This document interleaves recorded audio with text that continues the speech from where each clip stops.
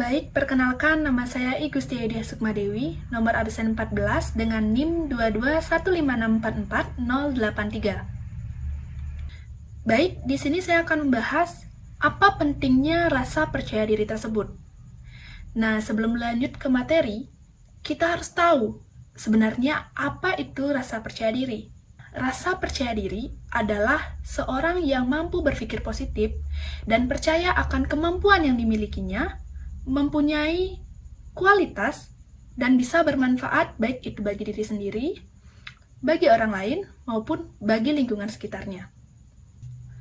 Seorang yang percaya diri tidak akan beranggapan bahwa kemampuan yang dimilikinya sebagai penghalang ataupun sebagai penghambat untuk melakukan sesuatu hal. Baik, setelah kita mengetahui apa itu rasa percaya diri, selanjutnya kita akan membahas mengenai faktor-faktor apa saja yang mempengaruhi rasa percaya diri tersebut. Faktor pertama yang mempengaruhi rasa percaya diri kita tersebut adalah keadaan fisik. Ya, keadaan fisik. Pada dasarnya tidak ada manusia yang sempurna. Namun beberapa orang ada yang mendekati kata sempurna. Nah, ketika keadaan fisik seseorang mendekati kata sempurna ini, maka ini akan membuat rasa percaya diri dari seseorang tersebut bertambah. Namun, bagaimana dengan orang yang memiliki fisik kurang ideal? Ya, tidak sedikit orang merasa malu, minder, khawatir, bahkan takut untuk berinteraksi dengan orang lain karena keadaan fisik yang kurang mendukung.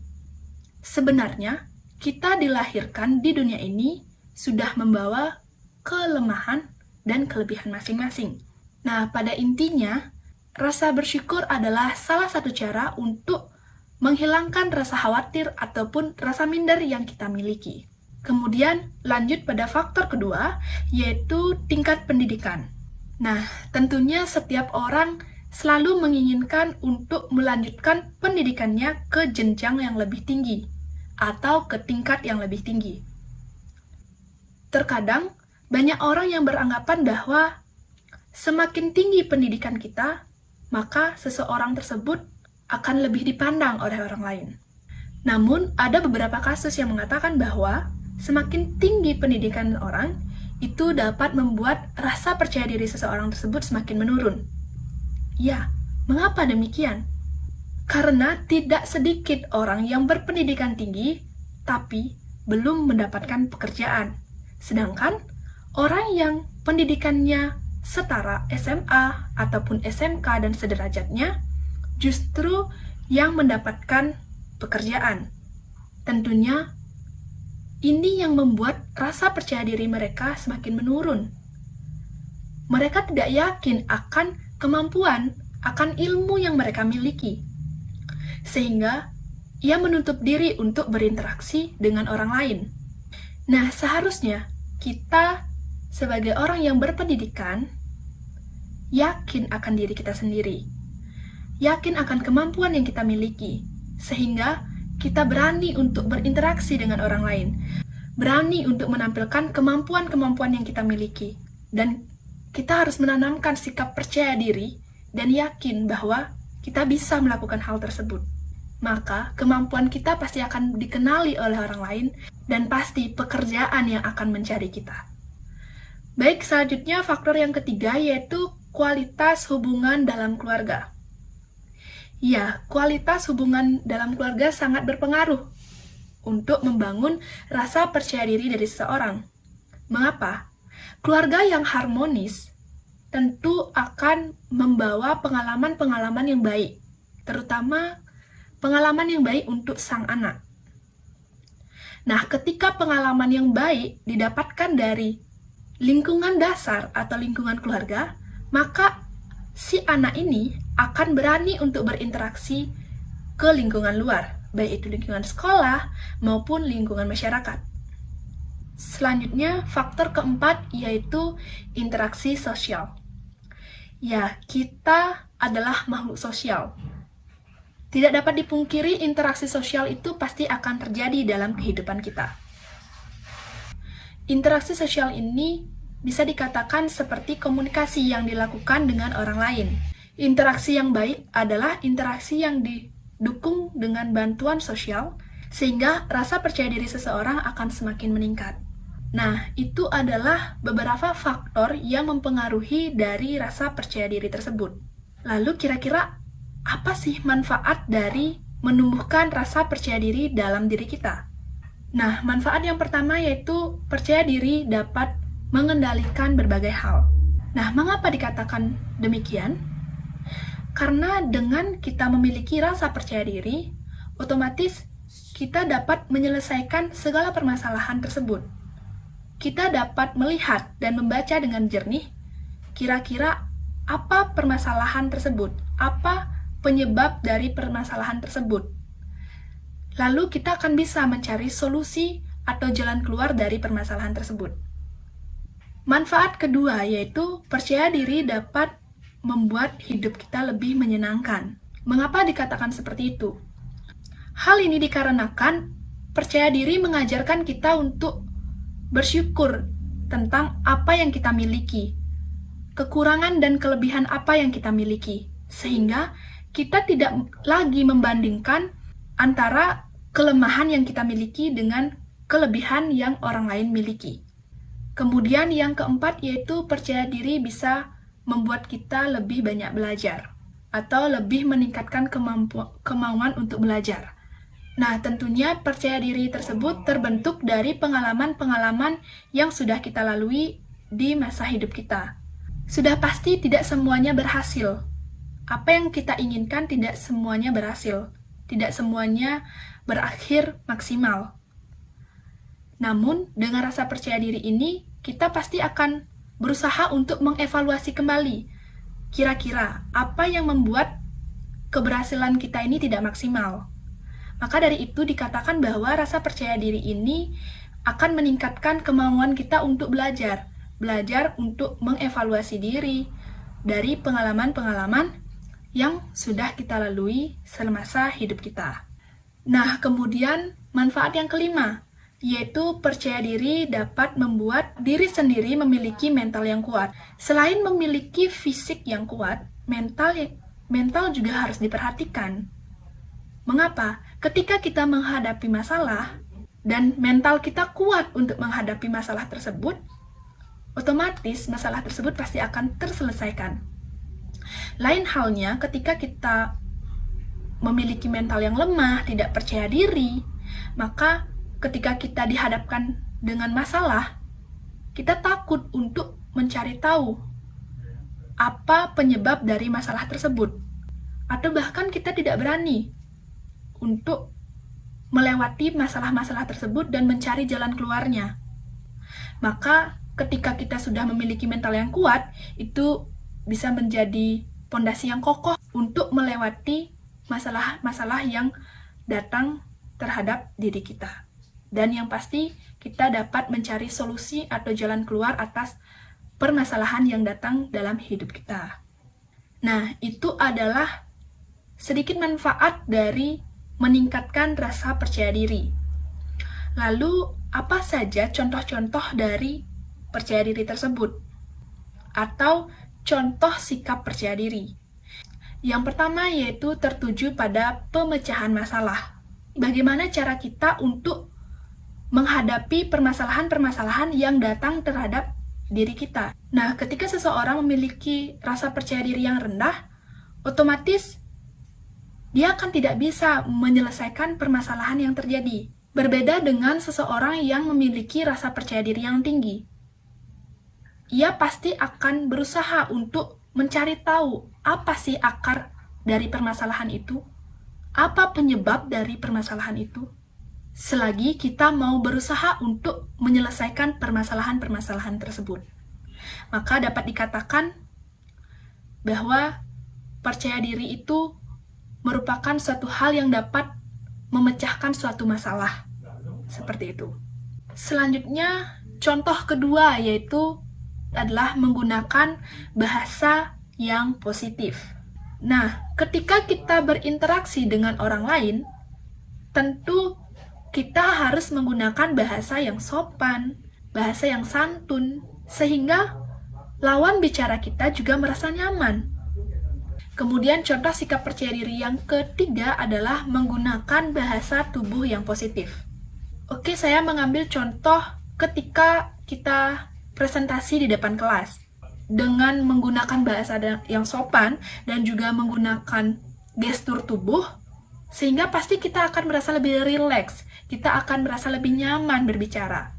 Kita tidak akan merasa kaku, ataupun kita tidak akan merasa nervous di depan para audien. Sehingga, rasa percaya diri kita ialah yang tinggi, yang mengakibatkan rasa nervous atau rasa minder kita di depan itu akan semakin menurun. Selanjutnya, contoh sikap percaya diri yang keempat, yaitu introspeksi diri. Mengapa introspeksi diri dikatakan sebagai contoh sikap percaya diri? Nah, kita terlahir di dunia ini sudah membawa kelebihan dan kekurangan masing-masing. Kita harus mencari tahu apa kekurangan kita, bagaimana cara kita untuk menyeimbangkan kekurangan yang kita miliki tersebut. Bagaimana cara kita untuk mengatasi kekurangan yang kita miliki tersebut. Sehingga ketika kita mempunyai kekurangan A, tapi kita dapat membuat kekurangan A itu menjadi kelebihan kita, tentu hal tersebut akan menambah rasa percaya diri yang kita miliki. Nah, itu adalah beberapa contoh sikap percaya diri yang harus kita miliki. Selanjutnya, bagaimana cara kita untuk meningkatkan rasa percaya diri yang ada dalam diri kita? Nah, cara yang pertama yaitu bergaul dengan orang-orang yang memiliki rasa percaya diri yang tinggi. Nah, di mana ketika di dalam lingkungan tersebut banyak orang-orang yang percaya diri, yang memiliki percaya diri yang tinggi, otomatis kita akan ingin untuk meningkatkan rasa percaya diri kita. Maka, lingkungan tersebut merupakan faktor yang sangat penting untuk membentuk rasa percaya diri dari seseorang. Kemudian, cara yang kedua adalah membuang rasa takut yang ada pada diri kita. Tentunya, rasa takut yang kita miliki akan mempengaruhi bagaimana kita berinteraksi dengan orang lain. Maka dari itu, membuang jauh-jauh rasa takut yang kita miliki itu sangat dianjurkan dan sangat penting. Ketika kita sudah membuang rasa takut tersebut, kita pasti akan berani untuk memulai sesuatu hal. Jadi, untuk meningkatkan rasa percaya diri dalam diri kita, hal penting yang harus kita hilangkan adalah rasa takut di dalam diri kita. Kemudian selanjutnya cara yang ketiga, yaitu objektif dalam menilai diri sendiri. Nah, seperti ini. Kita menilai diri kita sendiri harus dengan jujur. Apa yang menjadi kelemahan kita harus kita akui bahwa kita lemah dalam bagian itu. Sehingga kita pasti akan percaya diri saja bahwa ya karena memang kemampuan kita hanya sampai segitu. Namun, kita masih bisa berusaha untuk memaksimalkan apa yang ingin kita gapai. Baik, selanjutnya cara yang keempat yaitu membiasakan diri untuk berpikir positif. Ketika kita berpikir positif, otomatis energi positif juga datang pada diri kita. Dan ketika kita bertemu dengan suatu permasalahan, dan kita bisa berpikir positif untuk menyelesaikan permasalahan tersebut, apa sebenarnya penyebab dari permasalahan tersebut? Pasti kita akan mendapatkan solusi dari permasalahan yang datang terhadap diri kita. Kemudian, cara yang kelima yaitu menerapkan pola hidup yang sehat. Pertama, ketika kita menerapkan pola hidup yang sehat, otomatis keadaan fisik kita akan sehat. Keadaan fisik kita pasti akan baik. Nah, ketika keadaan fisik kita baik, ketika keadaan fisik kita mendekati kata sempurna, otomatis rasa percaya diri yang ada dalam diri kita akan tumbuh semakin tinggi. Baik, terakhir kesimpulan dari yang sudah saya jelaskan mengenai apa itu rasa percaya diri, kemudian faktor-faktor yang mempengaruhi rasa percaya diri, manfaat dari percaya diri, cara kita untuk meningkatkan rasa percaya diri tersebut. Dapat saya simpulkan bahwa percaya diri tersebut merupakan hal-hal yang positif, yang bermanfaat untuk kehidupan diri sendiri dan untuk masa depan. Nah, tentunya setiap orang perlu mempunyai rasa percaya diri di dalam dirinya, sehingga kita dapat merasa bahwa kita memiliki kompetensi yang dapat digunakan untuk melakukan sesuatu di dalam hidupnya. Dan satu hal penting adalah seorang yang percaya diri pasti akan dapat melewati dan menyelesaikan masalah sesulit apapun. Karena dengan rasa percaya diri, kita akan bisa mencari solusi dan jalan keluar dari setiap permasalahan yang ada di dalam hidup kita. Jadi untuk teman-teman semua, mulailah dari sekarang meningkatkan rasa percaya diri yang ada di dalam diri kita. Karena dengan meningkatkan rasa percaya diri, kita akan lebih berani untuk menunjukkan kompetensi apa yang kita miliki.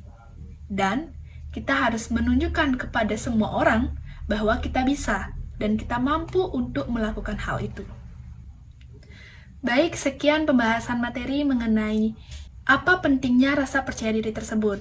Jika ada kesalahan kata, saya mohon maaf dan saya akhiri dengan terima kasih. Halo semua, kenalin namaku Igusti Aidia Sukmadewi, nomor absen 14 dengan NIM 2215644-083. Jadi kali ini aku mau ngasih tutorial pembuatan PowerPoint yang menarik, simpel, dan yang pastinya kekinian. Yuk simak caranya.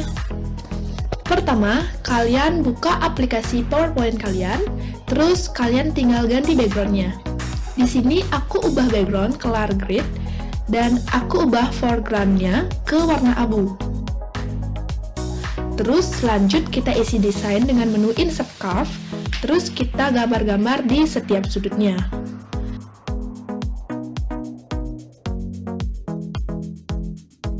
Kalau udah, beri warna pada gambar yang udah kalian bikin, sesuai dengan warna kesukaan kalian.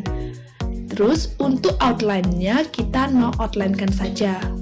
Dan terakhir, kita kasih shape effect yang shadow agar terlihat lebih cantik. Lanjut, di sini aku tambahin sedikit hiasan dedaunan biar lebih rame. Untuk gambar daun kayak gini, kalian bisa cari di Google atau Pinterest. Nah, kalau udah beres, kalian tinggal isi tulisan dengan cara klik text box, terus isi judul PPT, nama, nomor, dan NIM kalian. Terus untuk fontnya disesuaikan sesuka hati kalian. Dan di sini aku pakai font Hello Valentica, Amelia Sophia, dan Japanese Text. Terus di sini juga aku nambahin shape yang oval.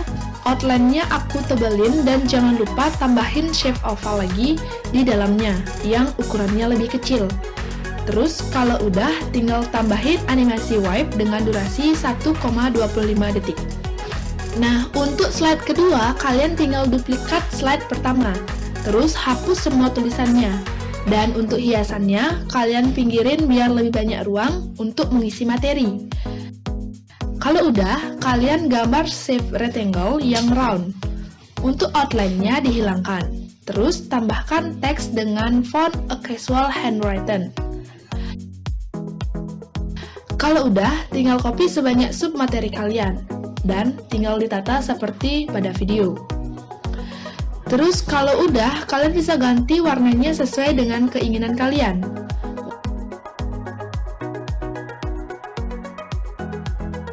Untuk judul slide-nya, kalian bisa pakai text box dengan font Modern Love.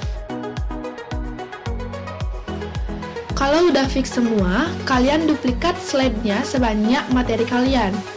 Terus setiap slide kalian perbesar satu persatu kolom materinya, seperti pada video. Nah, kalau udah, di sini kita akan isi hyperlink dengan cara kalian isikan semua kolom materi kecuali untuk kolom materi yang diperbesar. Untuk kolom kedua, diisi hyperlink ke slide ketiga. Dan untuk kolom ketiga, kalian isi hyperlink ke slide keempat. Begitupun seterusnya hingga slide terakhir.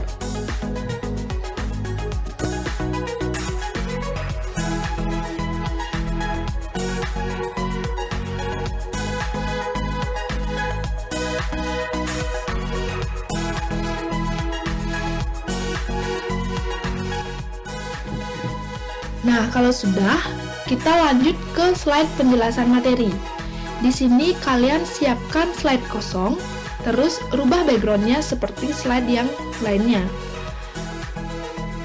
Nah, kalau sudah, kalian gambar shape rectangle yang round hampir menutupi seluruh permukaan slide. Nah, kalau udah, kalian copy sebanyak materi kalian dan susun seperti di video. Terus di atasnya kalian tumpuk dengan shape oval di pinggir gambar.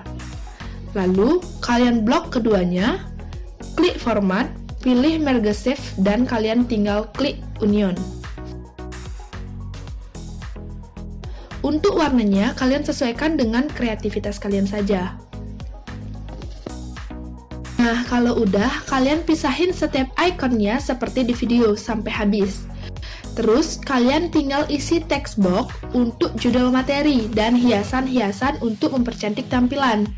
Di sini, kalian tinggal kreasikan sesuka hati kalian. Dan untuk gambar, kalian bisa cari di Google.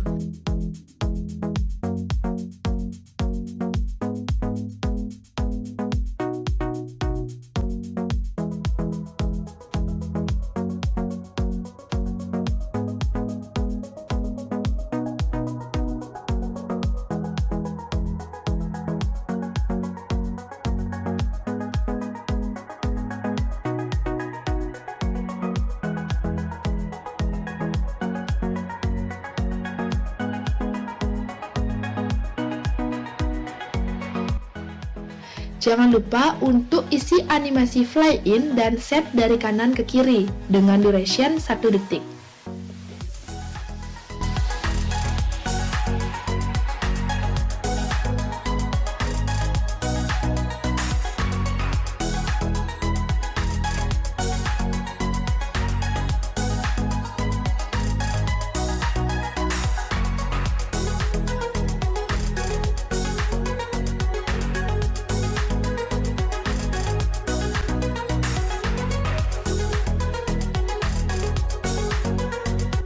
Nah, jika sudah, kita hyperlinkkan ke slide yang berisikan kolom materi sesuai dengan judul materinya.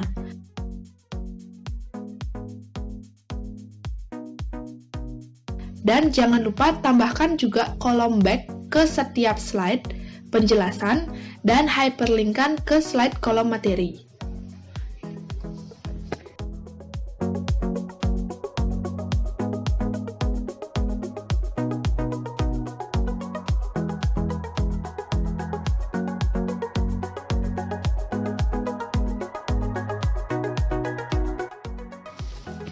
Terakhir, kalian tinggal buat slide penutup dengan menduplikat slide pertama dan dirubah tulisannya dengan kata terima kasih.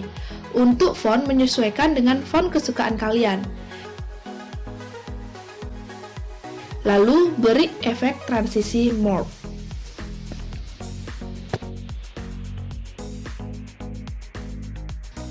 Finally, PPT simpel, keren, dan pastinya kekinian siap untuk dipresentasikan. Selamat mencoba!